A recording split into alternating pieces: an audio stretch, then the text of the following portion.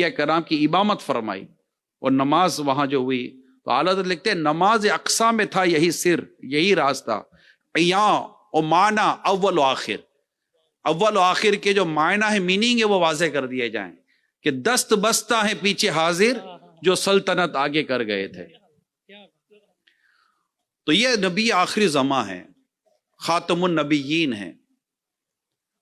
تو اس راہب نے کہا کہ سنو، ان کی خدمت کرنا، ان کی نصیحتوں پر عمل کرنا، ان کی عزت کرنا، ان کی تعظیم کرنا، ان کی عقیدت اپنے دل میں جگہ بنا کر رکھنا۔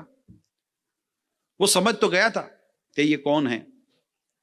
خیر رسول پاک صلی اللہ علیہ وآلہ وسلم مال تجارت لے کر تشریف لے گئے، بہت جلد مال فروخت ہو گیا اور نفع بھی بہت اچھا ہوا۔ رسول پاک صلی اللہ علیہ وسلم جب تشریف لائے تو حضرت خدیجہ رضی اللہ تعالی عنہا ایک اونچے مقام پر بیٹھ کر قافلے کے آنے کا انتظار کر رہی تھی۔ دور سے دیکھا کہ یہ تجارتی قافلہ آ رہا ہے اور آپ کو یوں منظر نظر آیا کہ دو فرشتے رسول پاک صلی اللہ علیہ وسلم پر سایہ کیے ہوئے ہیں۔ یعنی یہ ایک ایسا خوبصورت، خوش نما، دل ربا، دل فریب منظر تھا کہ آپ قلبی طور پر آپ کو رسول پاک سے عقیدت ہو گئی اور ایک جگہ بن گئی۔ خیر جب آپ تشریف لائے تو کچھ دنوں کے بعد جو غلام ساتھ گئے تھے ان سے جب آپ کے پورے سفر کی باتیں سنی، آپ کا اخلاق مبارک سنا، آپ کا کردار مبارک سنا، کہ سفر میں تو اندازہ ہو جاتا ہے نا کہ سفر میں کون کیسا ہے۔ یہ بات یاد رکھیے گا، عموماً اندازہ لوگوں کا سفر میں ہوتا ہے۔ یعنی آپ نے کسی سے تجارت کی ہو تو آپ کو اس کا کریکٹر پتہ چل جائے گا، آپ نے کسی کے ساتھ سفر کیا ہو تو آپ کو اس کا کریکٹر پتہ چلے گا، یا واقعی کو آپ کا پڑوسی ہو تو آپ کو اس کا کریکٹر پتہ چلے گا۔ کہ یہ عموماً یہ چیزیں ہوتی ہیں۔ جیسے سیدنا عمر فاروق اعظم رضی اللہ تعالیٰ عنہ نے ایک مرتبہ کسی کے بارے میں پوچھا کہ یار اس کو کوئی جانتا ہے تو بتاؤ، تو کسی نے کہا میں جانتا ہوں، اچھا آدمی ہے۔ تو آپ نے فرمایا کیسے اچھا آدمی ہے؟ تو فاروق اعظم تھے رضی اللہ تعالیٰ عنہ، یہ تو بات ماننی نہیں تھی۔ آپ نے فرمایا کیسے اچھا آدمی ہے، تم نے کیا اس میں اچھائی دیکھی؟ کیا تم نے اس کے ساتھ سفر کیا؟ کیا تم نے اس کے ساتھ کاروبار کیا؟ کیا تم اس کے ساتھ رہے ہو؟ اس طرح آپ نے دو چار سوالات کیے۔ کہا نہیں حضور میں نے ایسا تو نہیں کیا۔ فرمایا اس کا مطلب ہے تو نے اسے اچھی نماز پڑھتے دیکھا ہوگا۔ کہا ہاں۔ فرمایا تو اسے نہیں جانتا، تو اسے نہیں۔ معاملات کی بات ہی کچھ اور ہوتی ہے نا، ڈیلنگ جس کو کہتے ہیں، اس کی بات ہی کچھ اور ہوتی ہے۔ لوگوں کا پتہ بیسیکلی ڈیلنگ میں چلتا ہے۔ اس لیے سیدنا عمر فاروق اعظم رضی اللہ تعالیٰ عنہ فرماتے کسی کے پیشانی پہ لگے نماز کے نشان سے دھوکہ مت کھانا، دیکھنا یہ کہ یہ بازار میں کیسا ہے۔ کہ بازار میں اچھوں اچھوں کے تقوی ظاہر ہو جاتے ہیں، اچھوں اچھوں کے راز کھل جاتے ہیں، ڈیلنگ میں اچھے خاصے لوگ پھٹ پڑتے ہیں، سودا ہاتھ سے جا رہا ہو تو اچھے لوگ کھل پڑتے ہیں۔ تو بازار جو بڑا بازار، یہ بڑا امتحان کا مقام ہے، یہ معمولی جگہ نہیں ہے۔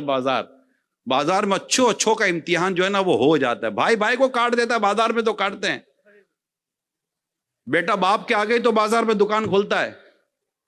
تو بازار ہوتے ہیں، مارکیٹ ہوتی ہے، ٹریڈنگ ہوتی ہے، بزنس ہوتا ہے۔ بندوں کی پہچان ہو جاتی ہے جب آپ کسی سے کاروبار کرتے ہیں تو نفع کوئی نہیں چھوڑتا، کاروبار کوئی نہیں چھوڑتا۔ خیر رسول پاک صلی اللہ علیہ وسلم کا جب وہ تجارت کا جو قافلہ تو اس میں آپ کا جو اخلاق، آپ کا اسوہ مبارک جب سامنے آیا تو آپ کے غلام نے بتایا کہ میں نے تو اس انداز میں دیکھا ان کو۔ اس پر حضرت خدیجہ رضی اللہ تعالیٰ عنہ نے اس منظر کا ذکر کیا کہ میں نے بڑا عجیب منظر دیکھا کہ جب یہ آئے تو ایسا مجھے لگا کہ فرشتے ان پر سایہ کر رہے ہیں۔ تو غلام کہنے لگا آپ نے تو یہ دیکھا، میں نے تو پورا سفر یہ منظر دیکھا ہے، میں نے تو پورا سفر یہ منظر دیکھا ہے۔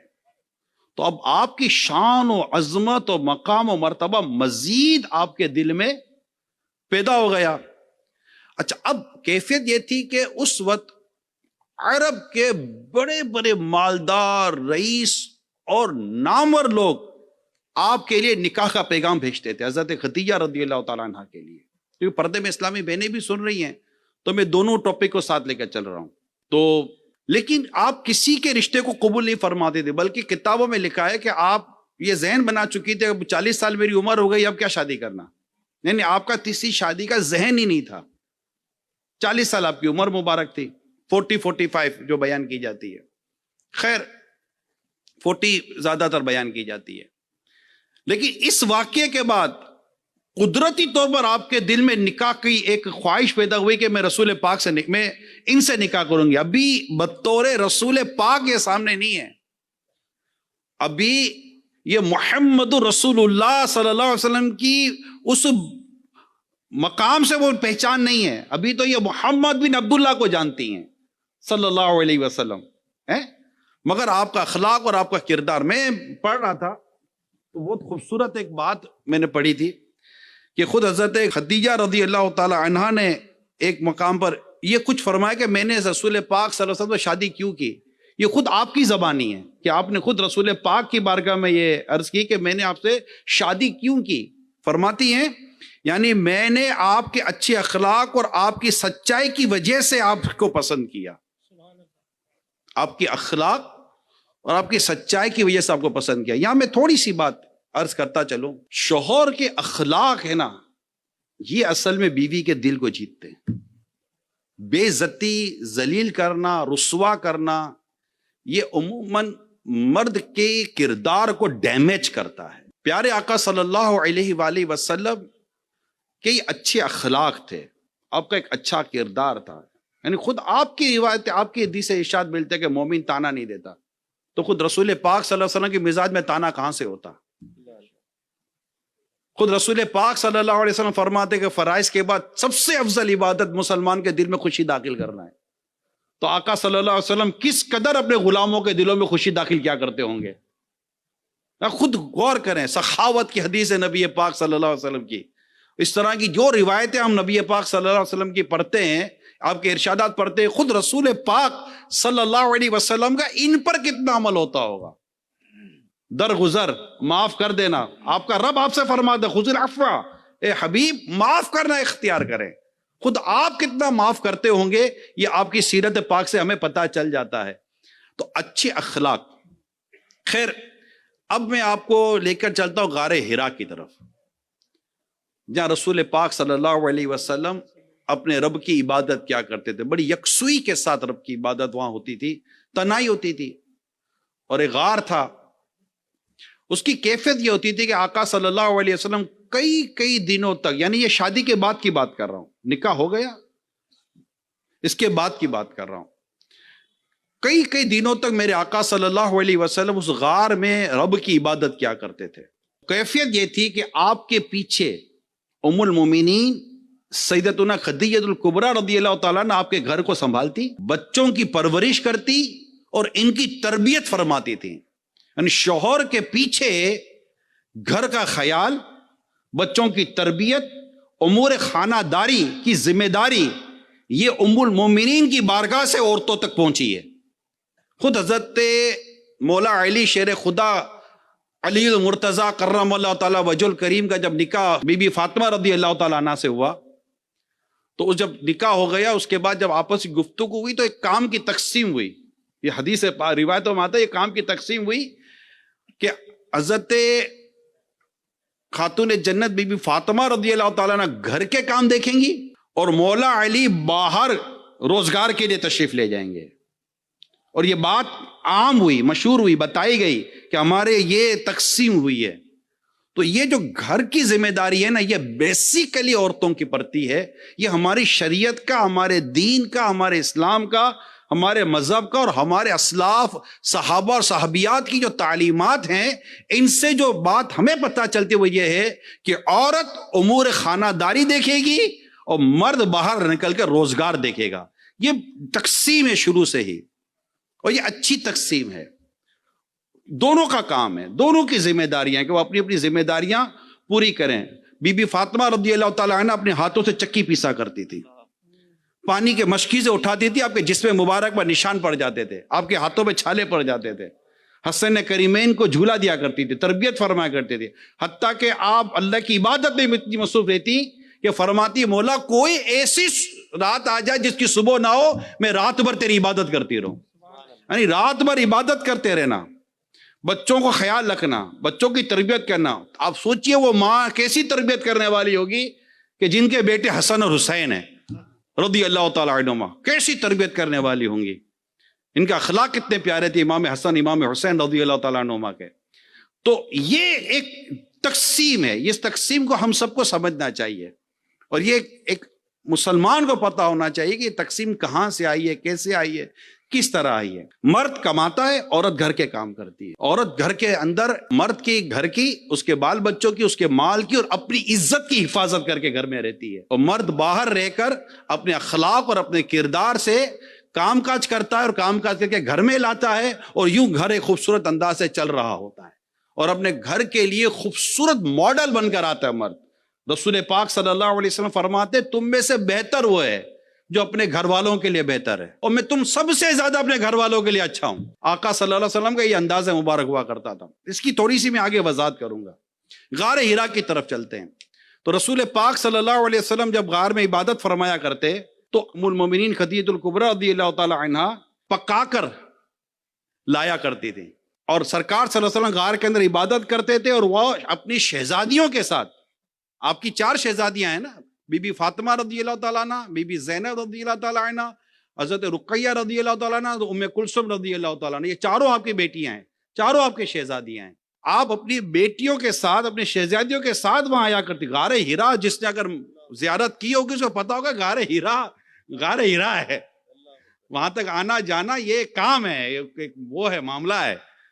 اور وہ جاتی اور رسول پاک صلی اللہ علیہ وسلم کے لیے، جیسے توشہ دان عموماً اردو کتابوں میں لکھا ہوتا ہے، کھانا پینا اور جو ضرورت کی چیزیں ہوتی وہ لاتی، وہ دیتی، اور باہر بیٹھ کر اپنے کام میں مصروف ہوتی۔ نبی پاک صلی اللہ علیہ وسلم اپنی عبادت میں مصروف ہوتے ہیں۔ سپورٹنگ پلر کے طور پر جو کام کیا نا ام المومنین خدیجہ الکبریٰ رضی اللہ تعالی عنہا نے، دنیا میں ایسی خاتون کی مثال نہیں ملتی، بطور بیوی، بطور وائف جو آپ کا کردار ہے رسول پاک صلی اللہ علیہ وسلم کے ساتھ، اس کی مثال نہیں ملتی جو ام المومنین نے ادا کیا۔ جب کام وہ ضرورت کی چیزیں ختم ہو جاتی تو میرے آقا صلی اللہ علیہ وسلم گھر تشریف لاتے۔ میں نے کتابوں میں پڑھا ہے کہ میرے آقا صلی اللہ علیہ وسلم کے گھر آنے پر ام المومنین خدیجہ الکبریٰ رضی اللہ تعالیٰ عنہ شہزادی آپ کا استقبال کیا کرتی تھی؟ استقبال کرتی۔ یہ اس گھرانے کا دیکھیں، یہ ہمارے لیے رول ماڈل فیملی ہے، یہ ہمارے رول ماڈل گھرانہ ہے۔ ہمارے لیے کوئی آج کا گھرانہ، کسی اور ملک کا گھرانہ، کسی اور کمیونٹی کا گھرانہ ہمارا رول ماڈل نہیں ہے۔ آج میں اس کو جو بیان کر رہا ہوں، اس میں میری نیت ہے کہ ہم اس رول ماڈل کو پہچانیں، اس فیملی کی اور اس خاندان کی عادتوں کو اور ان کے اندازوں کو پہچانیں کہ ان کے خاندان کا یہ انداز کیا تھا، کتنا خوبصورت گھر تھا، کتنا خوبصورت خاندان تھا، کتنی پیار کرنے والی بیٹیاں تھیں، اور کتنا محبت اور شفقت دینے والے والد تھے۔ کہ آقا صلی اللہ علیہ وسلم کے بارے میں لکھا ہے کہ جب بی بی فاطمہ رضی اللہ تعالی عنہ آتی نا آپ کی طرف، میرے آقا صلی اللہ علیہ وسلم کھڑے ہو جاتے تھے۔ Can you imagine? یہ آپ سوچئے کہ یہ شفقت کا عالم دیکھیے، والد، بیٹی حاضر ہوتی، رسول پاک صلی اللہ علیہ وسلم کھڑے ہو جاتے، کھڑے ہو کر اپنی جگہ پر اپنی شہزادی کو بٹھایا کرتے تھے۔ اور جب رسول پاک صلی اللہ علیہ وسلم بی بی فاطمہ رضی اللہ تعالیٰ عنہ کے یہاں تشریف لے جاتے تو خاتون جنت کھڑی ہو جاتی، کھڑے ہو کر استقبال کرتی، آگے بڑھ کر دستبوسی کرتی، اور اپنی جگہ پر اپنے بابا جان کو بٹھایا کرتی تھی۔ اگر آج گھر میں یہ ماحول ہو، اگر آج گھر میں یہ ماحول ہو کہ بیٹیاں والد کے آنے پر باپ کا استقبال کریں، شوہر کے گھر آنے پر بیوی استقبال کرے، چلو آپ تو بولے روز گھر آتے کیا کریں، تو چلو سفر سے بھی تو آتے نہیں آتے، آ گئے بس اتنی جلدی آ گئے، یوں لے کر آ گئے، وہ لے کر آ گئے، وہ 10 باتیں ہی ہوتی ہیں اور کیا ہوتا ہے۔ وہاں یہ اس خاندان میں یہ نہیں تھا، اس خاندان میں تو محبت تھا، پیار تھا، عزت تھی، ادب تھا، احترام تھا، شفقت تھی، محبت تھی، اللہ کی عبادت تھی، اللہ کی یاد تھی۔ یہ رول ماڈل گھرانہ ہے، رول ماڈل فیملی ہے۔ تو آپ صلی اللہ علیہ وسلم جب تشریف لاتے تو مطلب یہ کہ استقبال کیا جاتا تھا، اور پھر آپ کو پھر مزید سامان جو ایک پھر غار ہرا کی طرف جانا ہوتا تھا، پھر زیادہ قافلہ، زیادہ سفر لیتے، پھر غار ہرا تشریف لے جاتے، وہاں اپنے رب کی عبادت کرتے۔ اب اسی میں وحی نازل ہوئی، جبریل امین حاضر ہوئے علیہ السلام، اور وہ سارا ایک پورا ایک واقعہ ہے۔ اب غور کیجئے، جب یہ واقعہ رسول پاک صلی اللہ علیہ وسلم کے ساتھ پیش آیا تو میرے آقا صلی اللہ علیہ وآلہ وسلم گھر تشریف لے آئے. گھر تشریف لائے اور ایک کیفیت تھی، بے چینی تھی. فرمایا مجھے کمبل، کمبلی جس کو کہتے ہیں ہم لوگ، وہ اوڑھا دو. تو رسول پاک صلی اللہ علیہ وسلم وہ اوڑھ کر آرام فرمانے لگے. پھر جب کچھ افاقہ ہوا تو آقا صلی اللہ علیہ وسلم نے کچھ یوں بیان فرمایا کہ مجھے اپنی جان کا ڈر ہے.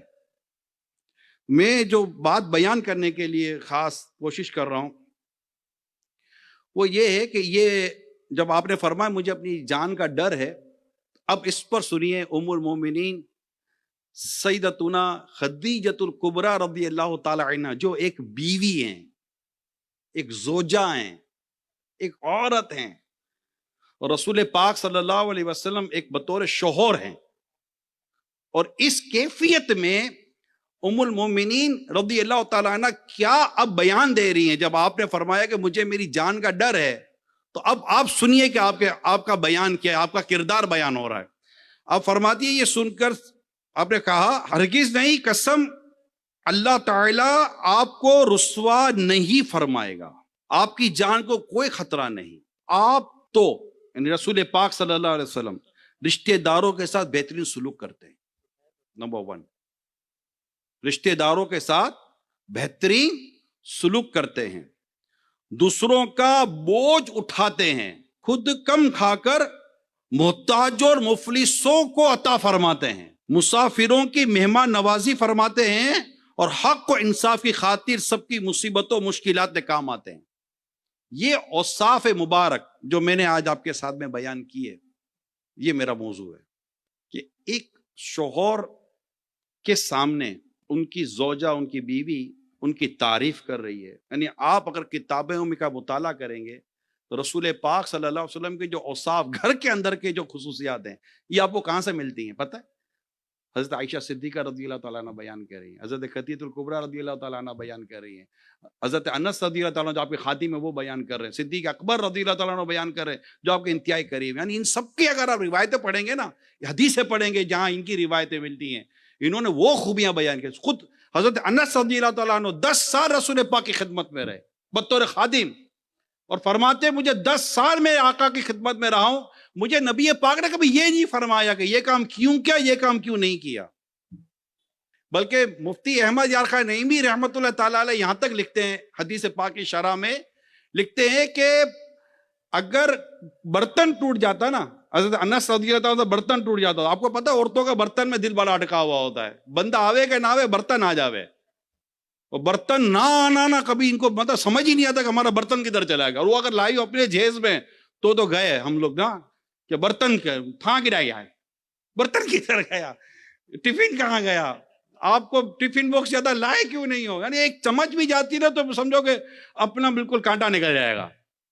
بڑا یہ ہوتا ہے مزاج ہے. مفتی احمد یار خان نعیمی علیہ رحمان نے حدیث کی شرح میں یہ باتیں لکھی ہیں کہ عورتوں کا برتن کے معاملے میں بڑا دل ہوتا ہے. فرماتے ہیں کہ اگر انس رضی اللہ تعالیٰ عنہ سے برتن ٹوٹ جائے نا، یعنی نبی پاک کے کردار کی بات ہو رہی ہے گھر کے اندر، ہم تو رسول پاک کی سیرت ہی ڈسکس کریں گے نا صلی اللہ علیہ وسلم. اور ڈسکس کرنی کیا ہے؟ ارباب نظر کو کوئی ایسا نہ ملے گا، بندے بہت مل جائیں گے پر آقا نہ ملے گا. تاریخ اگر ڈھونڈے گی ثانی محمد، ثانی تو بڑی چیز ہے، سایہ نہ ملے گا. ایسا تجھے خالق نے تارا دار بنایا، یوسف کو تیرا طالب دیدار بنایا. حالت لکھتے سرور کہوں کہ مالک و مولا کہوں تجھے، باغ خلیل کا گل زیبا کہوں تجھے، تیرے تو وصف عیب تناہی سے ہیں بری، حیرا ہوں میرے شاہ میں کیا کیا کہوں تجھے. یعنی تیرے تو وصف عیب تناہی، میں آپ کی تعریف کروں، خوبیاں بیان کرتا ہوں، 1 2 3 4 100 200 1000 2000، بھائی بس تو ہوگی نہیں ہوگی، بھائی کتنی تعریف ہوگی. تعریف کا ختم ہو جانا، تعریف کی انتہا ہو جانا، اعلیٰ حضرت لکھتے ہیں یہ بھی ایک عیب ہے بس، اور نہیں ہے. یعنی تعریف کا ختم ہو جانا یہ بھی ایک عیب ہے، اور میرے رب نے میرے آقا کو اس عیب سے بھی پاک پیدا فرمایا. اعلیٰ لکھتے ہیں تیرے تو وصف عیب تناہی سے ہے بری، آقا آپ کی خوبیوں کی کوئی انتہا ہے ہی نہیں، حیران ہوں میرے شاہ میں کیا کیا کہوں تجھے. اب کو کیا لکھے گا کہ زندگیاں ختم ہوئی اور قلم ٹوٹ گئے، تیرے اوصاف کا ایک باب بھی پورا نہ ہوا, ایک چیپٹر بھی آج تک پورا نہ ہو سکا.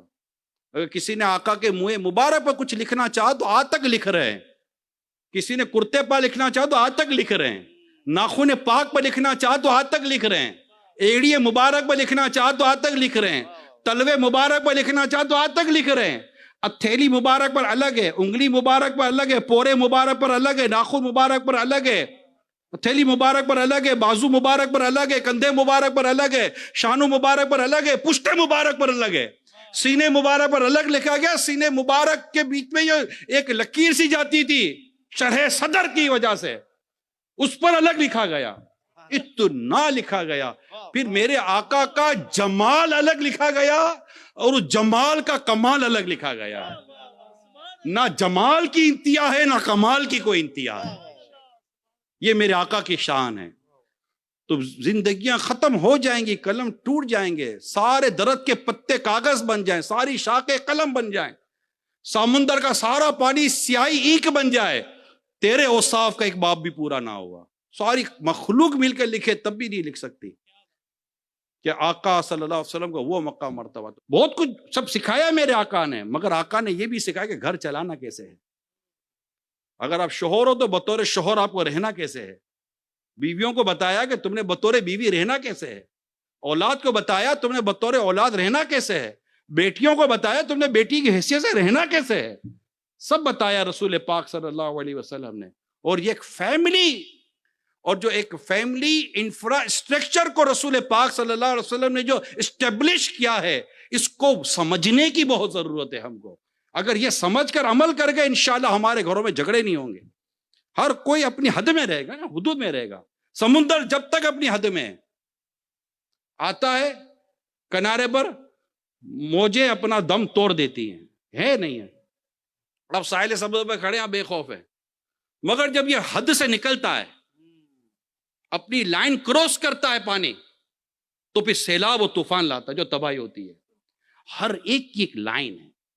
آپ کی بھی ایک لائن ہے, میری بھی ایک لائن ہے, بیوی کی بھی ایک لائن ہے, شوہر کی بھی ایک لائن ہے, ماں باپ کی بھی ایک لائن ہے, اولاد کی بھی ایک لائن ہے.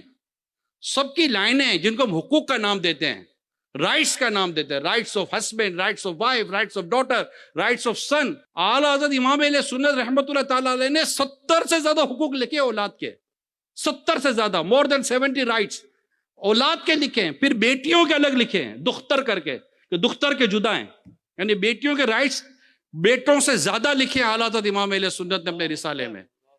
یہ سب اسلام, دین, شریعت اور اس مبارک خوبصورت گھرانے نے ہم کو سکھایا ہے, جس کا نام رسول پاک کا گھرانہ ہے. یہ گھرانہ میرے رسول کا ہے صلی اللہ علیہ وآلہ وسلم. تو آپ کی خوبیاں ام المومنین خدیجہ کبریٰ رضی اللہ تعالیٰ نے بیان کی. رشتہ داروں کے ساتھ آپ سلوک کرتے ہیں, اچھا سلوک. مسکینوں محتاجوں کو آپ کھلاتے ہیں, آپ بوجھ اٹھاتے ہیں, یعنی آپ لوگوں کے کام آتے ہیں. آپ کو آپ کا رب ضائع نہیں فرمائے گا. یہ کردار دیکھا تھا, ابھی اعلان نبوت نہیں ہوا, یاد رکھیے گا پیارے اسلام, ابھی اعلان نبوت نہیں ہوا ہے. ابھی تو یہ مطلب شروع تو ہو چکا نا. جبریل امین علیہ السلام تشریف لے آئے, پھر اعلان ہوا, پھر حکم ہوا کہ پھر آپ نے اعلان فرمایا. رسول پاک صلی اللہ علیہ وسلم نے اپنے نبی ہونے کا اللہ کی عبادت کی طرف بلایا, جو اس کی ایک الگ ڈیٹیل ہے. ان شارٹ یہ میرے پیارے اسلامی بھائیوں, ہمیں رسول پاک صاحب لولاک صلی اللہ علیہ وسلم کے مبارک کردار سے اپنے گھروں کو سنوارنا ہے. گھر ماربل اور اینٹوں اور فانوسوں اور ڈیکوریشن سے امن کا گہوارہ نہیں بنتے. گھر کے باہر لکھ دینا بہت آسان ہے, ہوم سویٹ ہوم. گھر کے اندر جاؤ تو پتہ چلتا ہے کہ ہوم سویٹ ہوم کتنا ہوم سویٹ ہوم ہے. یہ گھر کے اندر, گھر کے باہر تو نہیں ہوم سویٹ ہوم ہوتا, تختی پہ لکھا ہوم سویٹ ہوم, گھر کے اندر ہے. گھر کے ہوم سویٹ ہوم کس کو کہتے ہیں؟ جس کے اندر نمازیں ہیں, جس کے اندر تلاوت ہے, جس کے اندر عبادت ہے, جس کے اندر باپ کا احترام ہے, جس کے اندر بیوی کی عزت ہے, جس میں شوہر کا ادب ہے, شوہر کا مقام و مرتبہ ہے, بیٹی اور بیٹیوں کے حقوق ادا کیے جا رہے ہیں. جہاں نماز وقت لوگ سوئے ہوئے ہوں اور فجر میں لوگ اوندے پڑے ہوئے, وہ ہوم سویٹ ہوم کیسے ہو سکتا ہے؟ بورڈ سے تھوڑی ہو جائے گا.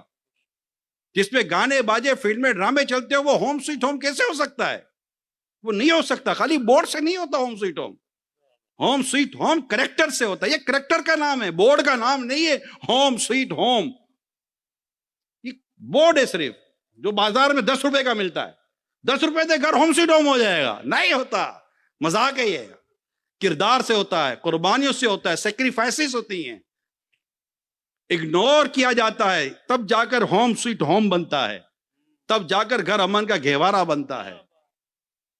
ایک شور کھانا کھا رہا تھا تو بیوی نے نمک زیادہ کر دیا تھا. اپنے تو اس کا نمک ہی کم کر دے گئے. تو اتنا سال ہو گیا تو کھانا پکانے نہیں آتا. تیری ماں نے تجھے یہ سکھایا, تیرے باپ نے تجھے یہ سکھایا ہے. وہ بھی اگر منہ پھٹو گئی تو بولے گے تو مجھے تانا دو, تمہارے ماں باپ نے تمہیں یہ سکھایا ہے. دونوں برابر جنگ لگی ہوئی ہوتی ہے. خیر, اس نے نمک زیادہ ڈال دیا تھا. شوہر کو غصہ تو بہت آیا. ہوم سویٹ ہوم, شوہر کو غصہ تو بہت آیا.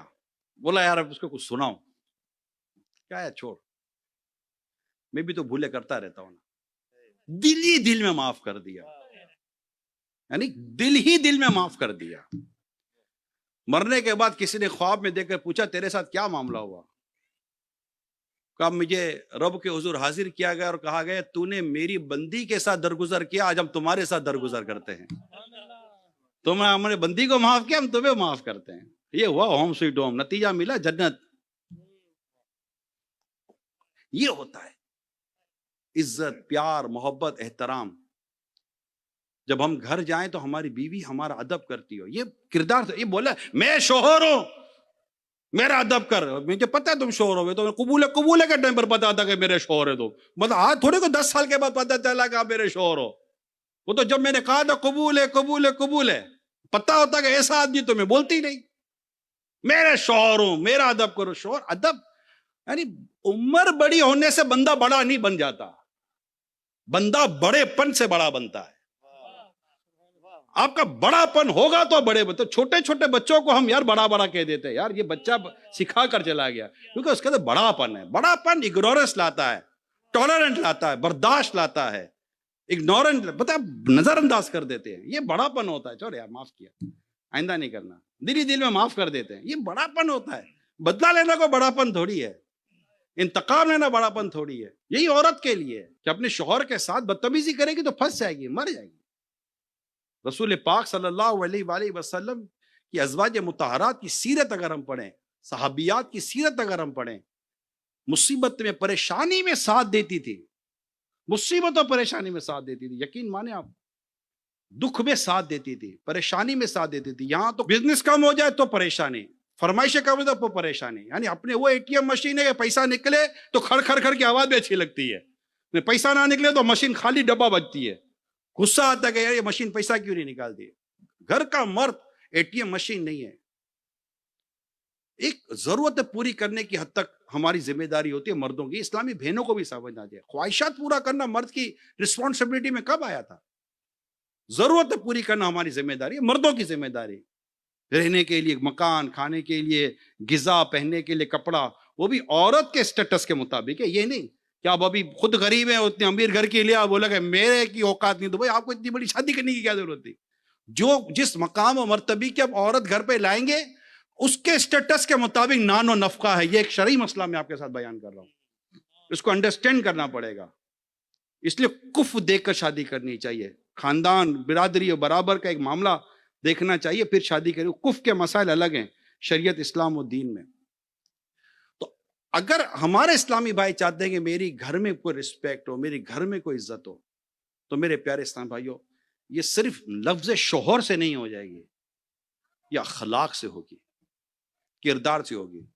پھر بھی ممکن ہے کہ آپ لاکھ کوششیں کر لیں, نتیجہ شاید وہ نہ ملے جو آپ چاہتے ہیں. وہ میں ایک بات عموماً اس موقع پہ بیان کرتا ہوں.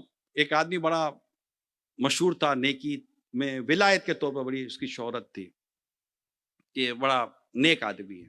اب بیوی مانے ہی نہیں کہ تو نیک آدمی, وہ نہیں مانتی, اس کا مزاج ہے, نہیں مانتی, کیا کر سکتے ہیں. وہ مانے ہی نہیں کہ یہ نیک آدمی ہے, یہ کدھر کا ولی ہے. ایک دن چھت پر تھی اس کی بیوی, دیکھا تو ایک شخص چادر پر ہوا میں اڑ رہا ہے. بڑا متاثر ہو گئے, بھائی یہ ہے تو یہ ہوتا ہے نا ولی, تو بھائی شوہر گھر میں آیا کہ تم کدھر کا ولی ہے؟ ولی تو میں نے آج دیکھا ہے. کہاں؟ بولا وہ دیکھا ایسا چادر موڑ رہا تھا، یہ اللہ کا ولی ہوتا ہے. بولا وہ اللہ کا ولی تھا؟ بولا ہاں وہ تو اللہ کا ولی ہے.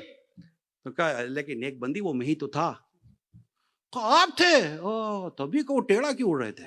نہ مانے یار، یہ ہے کیا کر سکتے ہیں. اس کے اسی کردار سے جس مرد نے سلو کر لی نا اور فائدہ اٹھا لیا، اس کا گھر امن کا گہوارہ رہے گا. جس نے عورت کے تعلق سے حدیث پاک کا مطالعہ کیا، اس کا گھر امن کا گہوارہ رہے گا. اور جس عورت نے حدیثوں کو پڑھ کر اپنے شوہر کی اطاعت و فرما برداری کی، اس کا گھر امن کا گہوارہ رہے گا. یعنی شوہر کی اطاعت کے تعلق سے میں بیان کرتا چلوں کہ ایک صحابیہ خاتون رسول پاک صلی اللہ علیہ وسلم کی بارگاہ میں حاضر ہوتی ہیں اور عرض کرتی ہے یا رسول اللہ شوہر کے حقوق کیا ہیں؟ کیا عرض کرتی ہیں؟ یا رسول اللہ شوہر کے حقوق کیا ہیں؟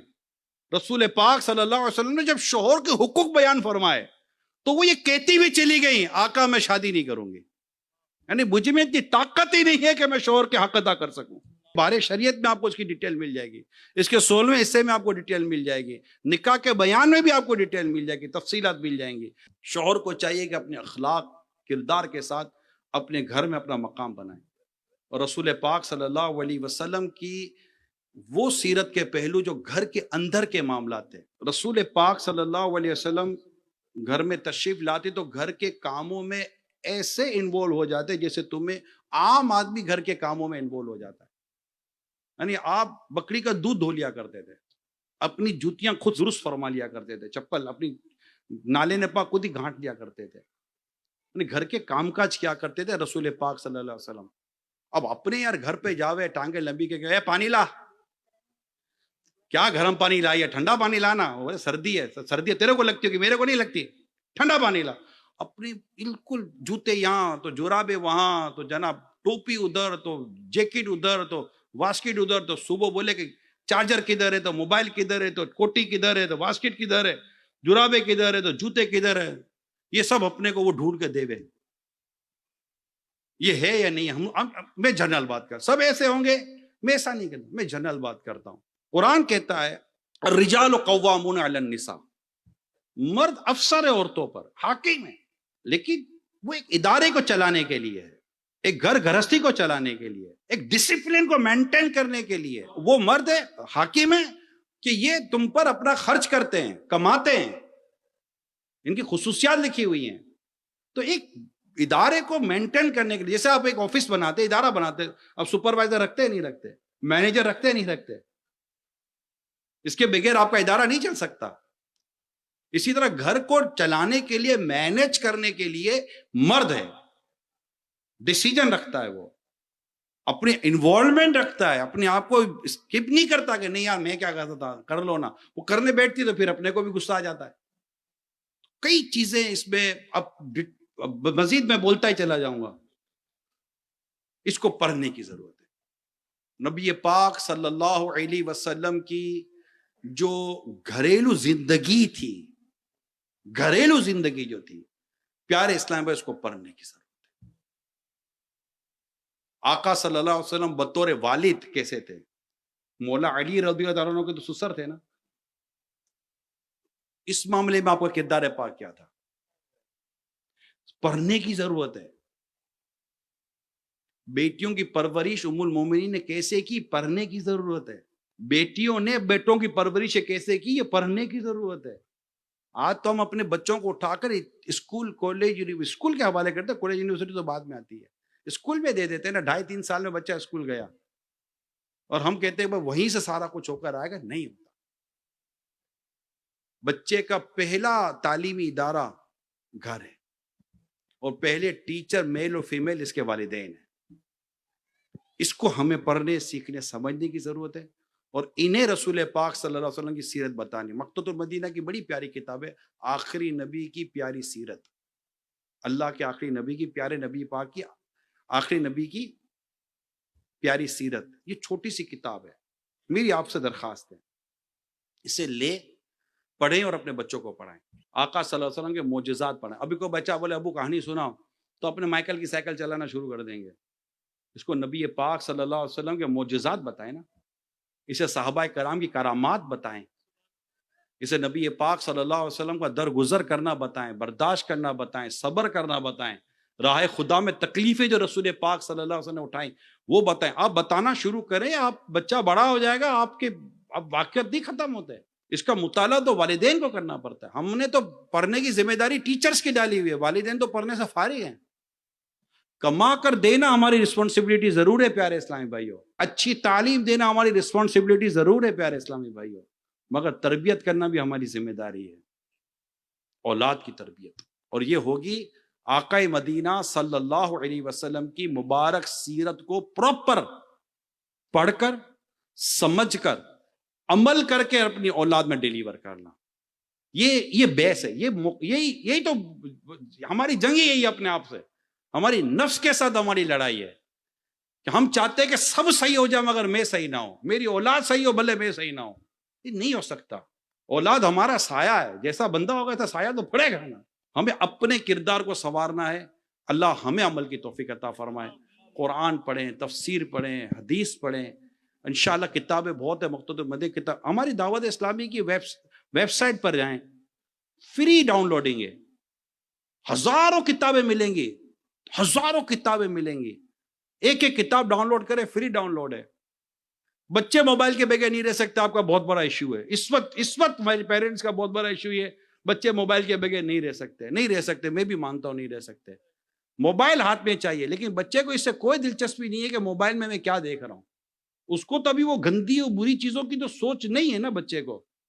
اب بچہ مطلب کہ کوئی گندا کارٹون دیکھے کہ اسے کوئی غلام رسول دکھا دے دعوت اسلامی والوں کے، اس کو تو ایک کارٹون رنگ برنگی کلر چینج ہونے والا اور اس طرح کی چیزیں کرنے والا چاہیے. بچہ اس میں انٹرسٹ لیتا ہے. بچے کو اس سے کوئی دلچسپی نہیں ہے کہ میرے اسکرین پر انگریز نظر آتا ہے کہ امام والا نظر آتا ہے. اس کو اس چیز سے کوئی دلچسپی نہیں ہے. بچہ سمجھ ہی نہیں رہا. بچے کی سائیکی ابھی وہ نہیں ہے کہ وہ اس چیزوں کو انڈرسٹینڈ کر سکے. تو ہم مانتے ہیں کہ بچہ اس وقت موبائل کے بغیر نہیں رہ سکتا. ماں باپ کو بھی بچے کو موبائل دینا پڑتا ہے. ماں بھی دے دیتی ہے، یہ لے پڑھ ایک کونے، 3-4 گھنٹے کے لیے گیا بچہ. جب تک بیٹری ختم نہیں ہوگی ماں کا کام ہو جائے گا. باپ بھی یہی کرے گا، یار ہم لوگ کام کریں، یہ بیٹا موبائل لو. بالکل میں آپ کو صحیح کہہ رہا ہوں، پریکٹیکل باتیں ہیں یہ. میں اس کو اب میں بولو نہیں موبائل لے لو، پاسبلٹی نہیں ہے. بچہ الٹرنیٹ چاہتا ہے. یہ میں آپ کو ہمیشہ مثالیں میں دیتا ہوں. بچے نے موبائل اٹھا لیا، آپ کو بولے گرا دے گا، آپ بچے سے چھینو، آپ سے روئے گا. روتا ہے بچہ، روئے گا، او بھائی ادھم مچائے گا. بچے سے موبائل لے کر آپ ٹیشو پیپر کا باکس دے دو، یہ لے لے گا. اس کو الٹرنیٹ چاہیے. بچے کو کیا چاہیے؟ یہ آپ یاد کر لیں پیارے اسلام، بچے کو الٹرنیٹ چاہیے. اس کو انگیج ہونا ہے. وہ اکیلا بچہ تنہائی، ہم تھوڑی ہے کہ ہم لوگ بیٹھ کے سوچتے رہیں گے صبح کیا ہوگا، پارٹی کا کیا ہوگا، کاروبار کا کیا ہوگا، بیٹی کا کیا ہوگا، جہیز کا کیا ہوگا، آدمی کا کیا ہوگا، مینیجر کا کیا ہوگا. ہم تو 50 سوچے. بچہ کیا سوچے گا؟ بچے کو تو انگیج ہونا ہے، وہ مصروف ہونا چاہتا ہے. اب بولا لے لیا، اب بچہ بیٹھا ہوا. بچہ نہیں بیٹھے گا، کچھ نہیں تو برتن توڑے گا، شور مچائے گا، وائیں کرے گا، صوفے پہ چڑھ جائے گا، پلنگ پہ چڑھ جائے گا، لائٹیں توڑ دے گا، ڈیکوریشن پیس توڑ دے گا. بچہ ہے، اس کو تو مصروفیت چاہیے. ڈانٹنے سے وہ سہم کر تھوڑی دیر کے لیے بیٹھ جائے گا. ڈانٹنا گویا کہ ایک سن کا انجیکشن ہے، اور ہمارا بار بار ڈانٹنا جو ہے نا، پھر وہ انجیکشن کا جو پیریڈ ہے نا وہ چند سیکنڈ کا ہوتا ہے، منٹوں میں بھی پھر انجیکشن کا اثر رہتا نہیں. اتنا چیختی ہے ماں، رک جا رک جا رک جا، نہیں رکتا. پھر الٹرنیٹ، اس لیے میں آپ کو عرض کر رہا ہوں، اپنے موبائل فون میں دعوت اسلامی کی اپلیکیشنز، کارٹونز اور ہماری پوری اپلیکیشنز ہیں جو گھنٹوں پر پھیلی ہوئی ہے، گھنٹوں کی ٹائم لائن پر ہے. میری ریکویسٹ ہے آپ سب سے، آپ اپنے بچوں کو جو موبائل فون دیتے ہیں نا، اس میں ایک تو وائی فائی بند کر دیں تاکہ ایکسس ہی ختم ہو جائے گا نا. اس کا نیٹ کلوز کر دیں، ایکسس ہی ختم ہو جائے گا. وہ ایپلیکیشنز آپ ڈاؤن لوڈ کریں جس کے اندر وہ کسی اور سائٹ پر جا بھی نہیں سکے گا. یہ سب پاسبلٹی ہے. بھائی آپ نے دروازے پر چوکیدار لگا دیا، آپ کو پتا ہے نا، آپ نے لاکرز لے دیا، آپ کو پتا ہے، پیسہ کہاں سیف ہوتا آپ کو پتا ہے، سب آپ کو پتا ہے. یہ پتا نہیں کہ بچے کو موبائل پہ کیسے سیف کرنا ہے. یہ سب چیزیں ہیں. جب برائیاں آئی ہیں تو اس کو روکنے کے بھی ایپلیکیشنز موجود ہیں. ہمارے خود آئی ٹی ڈپارٹمنٹ کے اندر موجود ہیں. دعوت اسلامی کا اتنا بڑا آئی ٹی ڈپارٹمنٹ ہے. پاسبلٹی سب ہے. اب آپ بچے کو دے دیں یہ موبائل، بچہ لے کر بیٹھے گا، گھنٹوں نہ لے کر بیٹھے تو مجھے کہیے گا. ایکسپیرینس کی بات کر رہا ہوں میں. آپ سے بات کرنے والا دادا نانا ہے تو ہمیں نہیں پتا ہوگا کہ یار بچوں کے ساتھ کیا ہوگا. الحمدللہ رب العالمین. مگر ہم کریں تو صحیح. چھین لیں گے کسی اور کو لے لے گا، کوئی اور لے لے گا، پھر آپ سو گے تو لے لے گا، پھر اس کا بلینکٹ ہٹاؤ گے تو اندر میں بیٹھا ہوگا، پھر یہ کرے گا کہ کوئی دیکھ نہیں رہا. اللہ ہمارے حال پر رحم فرمائے. اللہ ہمیں رسول پاک صلی اللہ علیہ وسلم کی سیرت اور عمل کرنے کی توفیق عطا فرمائے. آمین بجاہ النبی الامین صلی اللہ علیہ وسلم. میں مبلغ بنوں سنتوں کا، خوب چرچا کروں سنتوں کا. نبی نبی نبی نبی نبی نبی نبی نبی معراج مصطفیٰ ہے، معراج مصطفیٰ